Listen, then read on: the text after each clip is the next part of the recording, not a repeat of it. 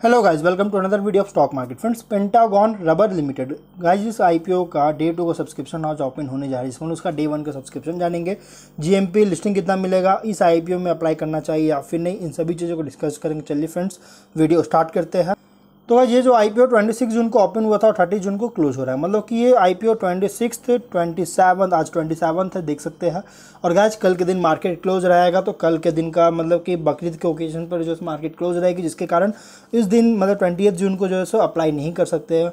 और इसी कारण से ये 4 डेज की आईपीओ 26, 27, 29, 30 जो कि आज सेकेंड डे है। 10 रुपीज़ का फेस वैल्यू, 65 to 70 रुपीज़ पर शेयर की प्राइस बैंड, 12,000 शेयर्स की लॉट साइज, 16.17 करोड़ का issue size. NSE SMU listed होगा, जो कि 10 जून का डेट रखा गया है।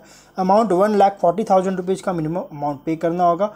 यहाँ पे जो ऑफर दिया गया है ना, मार्केट मेकर शेयर्स को 5.02% का ऑफर दिया गया, एंकर इन्वेस्टर्स को 28.4% का ऑफर दिया गया, क्यूआईबी को 18.96% का, एचएनआई को 14.29% का, रिटेल को 33.33% का ऑफर दी गई है। कंपनी के जो प्रोमोटर्स हैं, mister Anil Jain, mister Lalit Jain, mister Ashish Jain, mister Saurabh Jain, इस कंपनी के प्रोमोटर्स है। प्री इशू होल्डिंग 100% का है, पोस्ट इशू 70.04% की होल्डिंग्स देखने को मिल जाएगी। अगर हम यहाँ पे इसके ऑब्जेक्टिव की बात करें तो वर्किंग कैपिटल रिक्वायरमेंट को मीट करना चाहती है, जनरल कॉर्पोरेट पर्पस के लिए आईपीओ लाया गया है।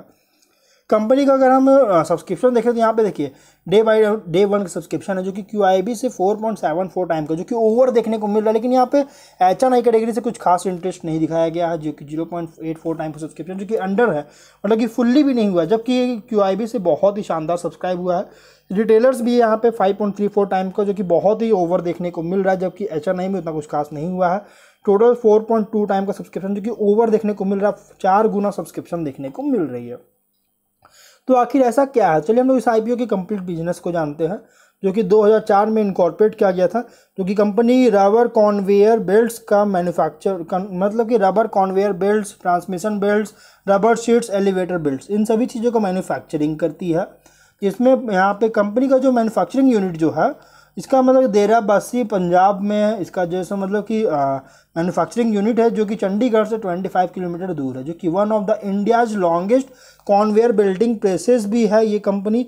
इसका प्रोडक्शन कैपेसिटी है गाइज, एक सिंगल स्ट्रोक में 21 मीटर का प्रोडक्शन कैपेसिटी था, जो कि प्रोड्यूस किया था कंपनी ने अपने मैन्युफैक्चरिंग यूनिट में। प्रोडक्शन कैपेसिटी जो है मैन्युफैक्चरिंग यूनिट का लगभग पर ईयर जो है कॉन्वेयर रबर बेल्ट्स का 300 स्क्वायर मीटर से भी ज़्यादा जो है इसकी कैपेसिटी है, जो कि इसका मैन्युफैक्चरिंग यूनिट में मतलब कि प्रोडक्शन किया जाता है।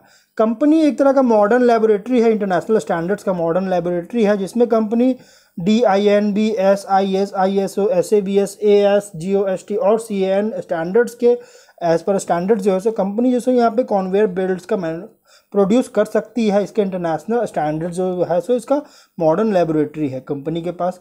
प्लस कंपनी को अवार्ड वगैरह भी दिया गया, मतलब कि क्या समझिए कि कंपनी को एक्सपोर्ट मेरिट अवार्ड दिया गया, स्पेशल डोमेस्टिक सेल्स अवार्ड, फिर टॉप डोमेस्टिक सेल्स अवार्ड दिया गया, और all India rubber industry association की तरफ से ये सभी अवार्ड्स दिए गए हैं।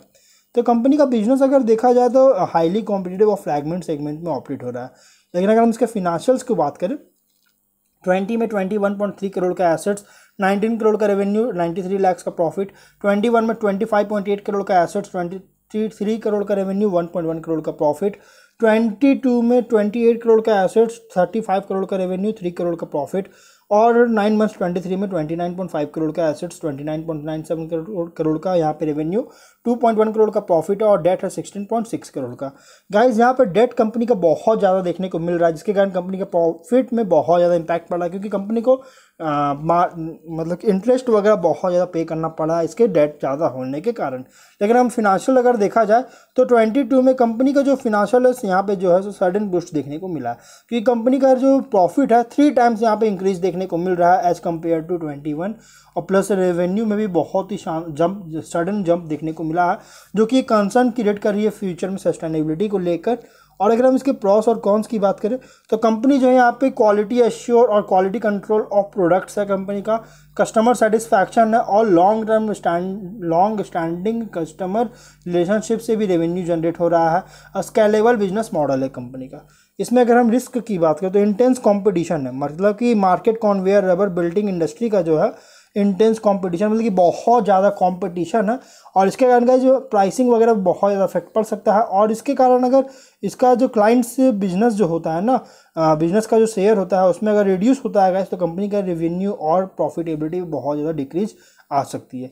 प्लस कंपनी किसी भी सप्लायर्स या कस्टमर्स के साथ लॉन्ग टर्म एग्रीमेंट भी नहीं किया, जिसके कारण कंपनी को बहुत बड़ा इफेक्ट पड़ सकता है। अगर इसमें से एक या उससे ज़्यादा कंपनी का लॉस होता है कस्टमर्स या सप्लायर्स में से, तो गाइस कंपनी का या फिर इसके साथ या फिर कंपनी का प्रोडक्ट्स में का डिमांड में अगर रिड्यूस होता है तो कंपनी का बिजनेस पे बहुत ज़्यादा इफेक्ट पड़ सकता है।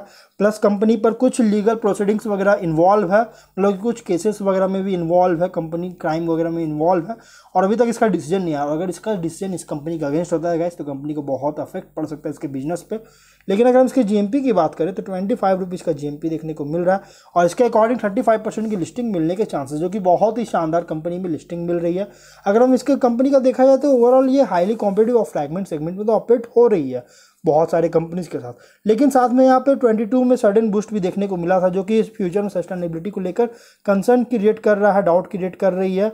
और इसके सुपर अर्निंग्स के अकॉर्डिंग जो प्राइस बैंड रखा गया है ना, 22 को सुपर अर्निंग के according price band fully price रखा गया है और इसी के अकॉर्डिंग अगर आप इसमें और लेकिन यहाँ पे एक और प्रॉब्लम ये है ना कि कंपनी बहुत ही छोटी है, आईपीओ है इसके प्राइस के अकॉर्डिंग बहुत ही छोटी आईपीओ, जो कि बहुत लंबा टाइम ले सकती है मेन बोर्ड में माइग्रेट लेने के लिए, इसलिए का थोड़ा सा रिस्क भी है।